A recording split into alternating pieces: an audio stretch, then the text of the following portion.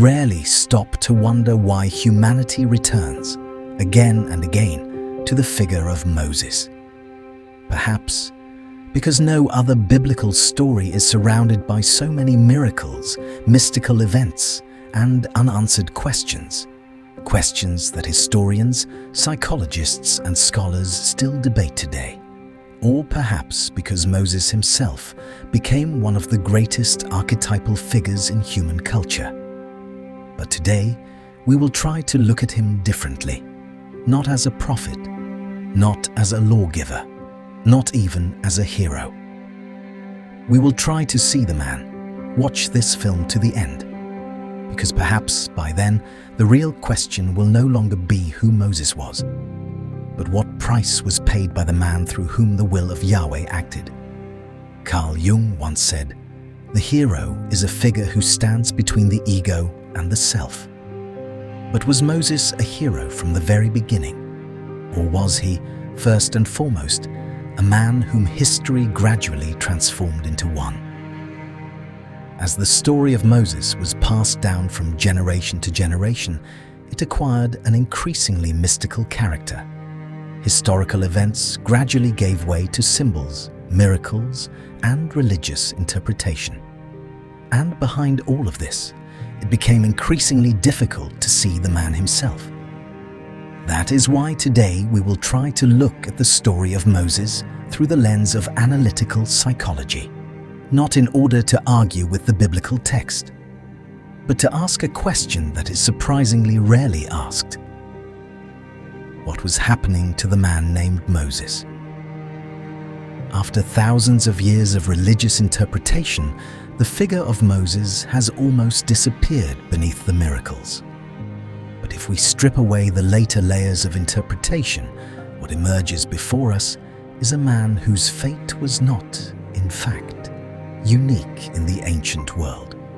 Stories about the birth of great heroes can be found among many peoples.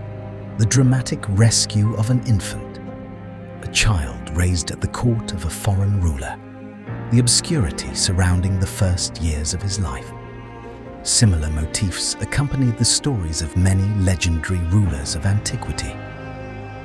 The best-known example is the Akkadian king Sargon, who lived more than 1,000 years before Moses. Tradition preserved a strikingly similar account of his birth and rescue, but the similarities themselves are not what matter to us.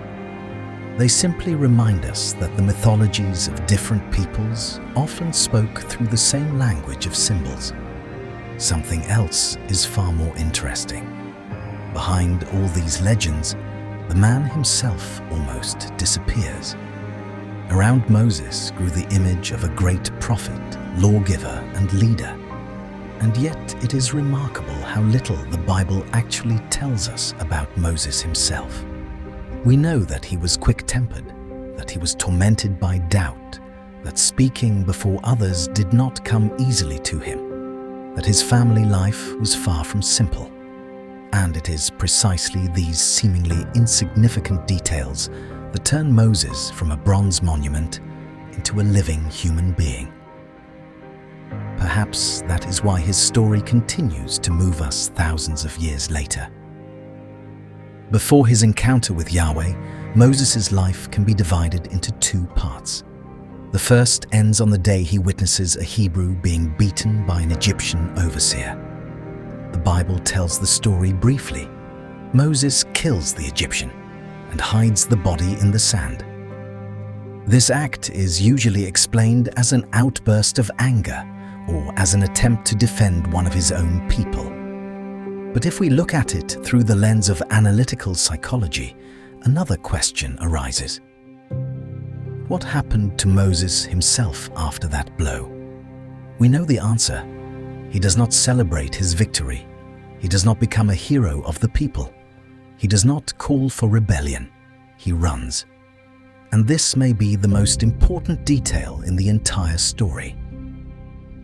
A man who can calmly justify his own violence does not flee into the desert for 40 years. Moses does. And that is why this first killing becomes not an expression of his strength, but the first deep fracture in his personality. Carl Jung wrote that a person becomes mature not when the shadow is absent, but when they encounter it for the first time. Perhaps this was the moment when Moses first saw his own shadow, not the Egyptian one, not someone else's, his own. It is this encounter that compels him to leave behind the palace, power, and the life he knew. He enters the desert not as a victor, but as a man who can no longer look at himself in the same way. Perhaps this is where the story of another Moses begins. 40 years pass. 40 years of silence. 40 years in which Moses leads no people, delivers no speeches, and performs no heroic deeds. The Bible tells us almost nothing about those years, and yet perhaps they became the most important period of his life. A man who fled into the desert after one fateful act is left alone with himself. Sometimes the hardest journey does not lead across countries. It takes place within a human being. And it is here that Yahweh finds Moses again. The burning bush becomes more than a miracle. It becomes a return to the covenant of the fathers, a reminder that the past he tried to escape has never disappeared. But what follows is even more remarkable.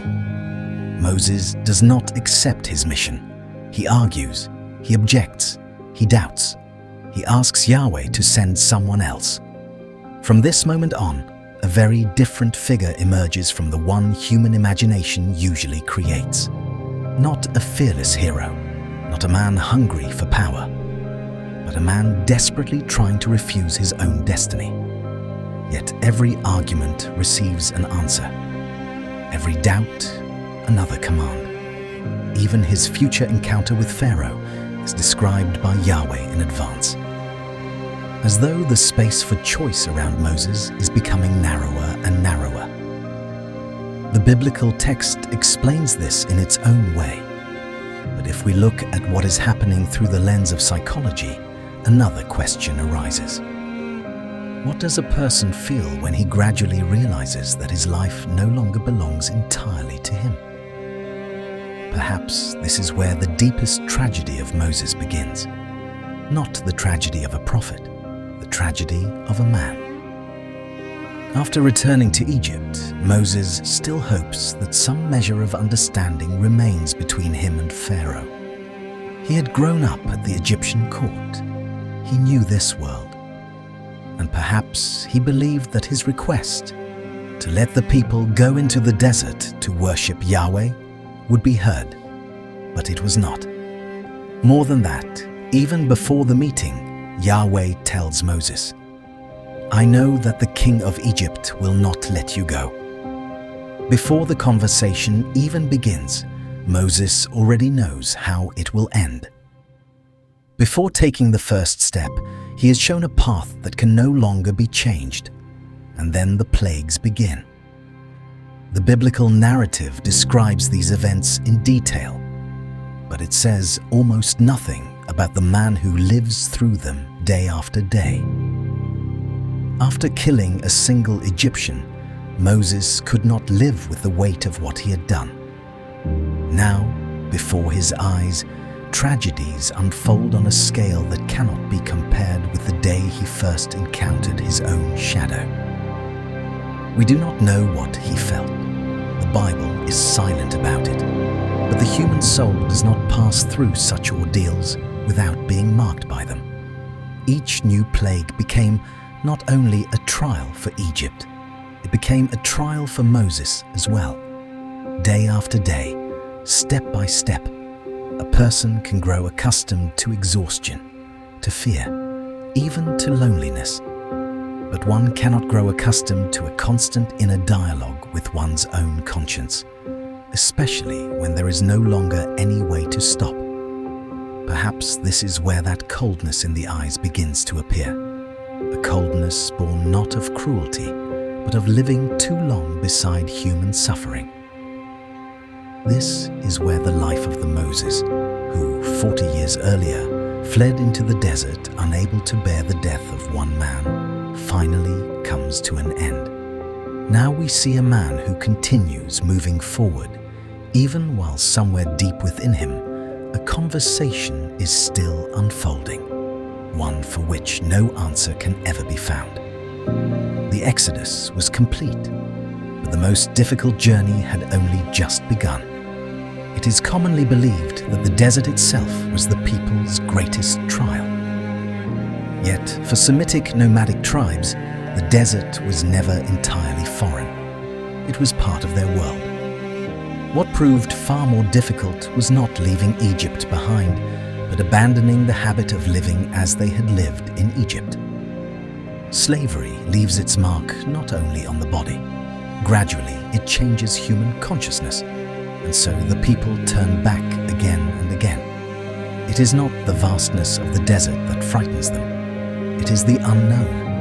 And it is here that Moses' character begins to reveal itself most clearly.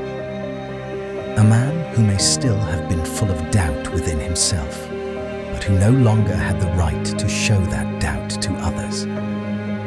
His shoulders now carried more than his own fate. He carried responsibility for thousands of people, for their fear, for their hunger, for their hope. True leadership rarely looks triumphant. More often, it means continuing to move forward when everyone else wants to stop. And this is why the tragedy of Moses deepens. The heaviest burden of a leader is not that he walks first. It is that one day there is no one left before whom he can reveal his own weakness. Perhaps this is why Moses' inner loneliness becomes so profound, so heavy, and so boundless. He continues to lead the people forward, but there is no longer anyone with whom he can share the weight of his own path. And perhaps it is here that the inner loneliness is born, which accompanies every person who carries responsibility for the lives of others. After long months of wandering, the people come to a halt at Mount Sinai. It is here that Moses climbs the mountain 3 times. The biblical text tells us in detail about the covenant, the tablets, and the law. But if we once again look at what is happening through the eyes of a human being, something else becomes visible. With each ascent, Moses is separated more and more from his own people. He does not return from the mountain as a man who has received a privilege. He returns carrying a responsibility that cannot be shared with anyone. It is here that a distance begins to grow between Moses and the people, a distance that can no longer be overcome. While he is with Yahweh, the golden calf is being made below. And perhaps this moment becomes the most devastating blow not to the law, but to Moses himself, after everything he has endured, after Egypt, after the plagues, after the desert. He had hoped to witness the birth of a new people. Instead, he saw how difficult it is for human beings to let go of their past. And then something happens that is often explained simply as an outburst of anger. Moses shatters the tablets. But if we look at this act through the lens of psychology, another question arises. Did the last of Moses' human hopes shatter together with the tablets? Sometimes we imagine that the hardest thing is simply to survive a long journey. But perhaps it is here that Moses first experiences something he had not felt even in Egypt. Not fear, not doubt, but the loneliness of a man who can no longer pass on to others the very thing for which he himself continues to live. The years of wandering are drawing to an end. Before Moses lies the promised land, the very land for which his entire life has been spent. But it is precisely now that something happens, which, at first glance, seems almost insignificant. The people begin to complain again. Once again, they need water.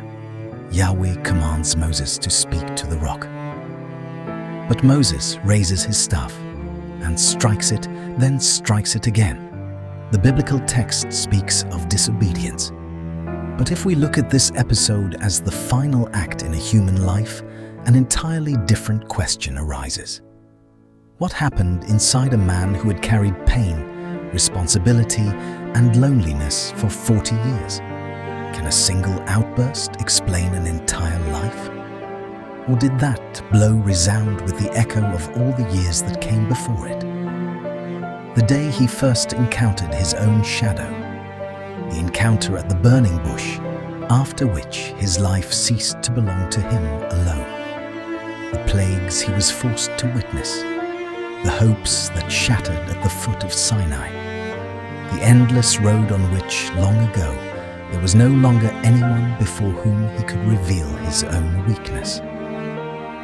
Sometimes the human heart can endure more than we are capable of imagining. But even the human heart has its limit. And perhaps that blow was not directed at the rock at all. Perhaps it was directed at himself. Moses brings his people to the border of the Promised Land, but he does not enter it himself. The biblical text explains this in its own way. We will not argue with that explanation. We will simply try to look at the story through the eyes of a human being.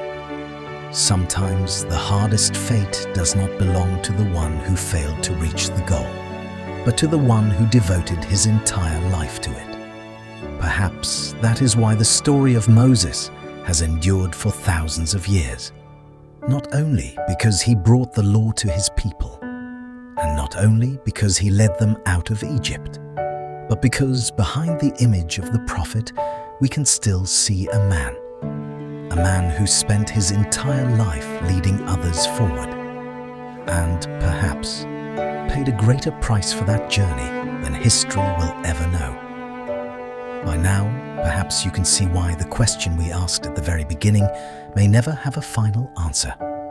Who was Moses? A hero or a martyr? First and foremost, he was simply a man. We made this film about the idea that sometimes the greatest figures in history are also the loneliest people of their time. If this film made you see Moses, even for a few minutes, not only as a prophet, but as a human being, support this work. Leave a like under the video, and be sure to tell us in the comments how you saw Moses. Your reflections are often where new explorations begin. See you soon.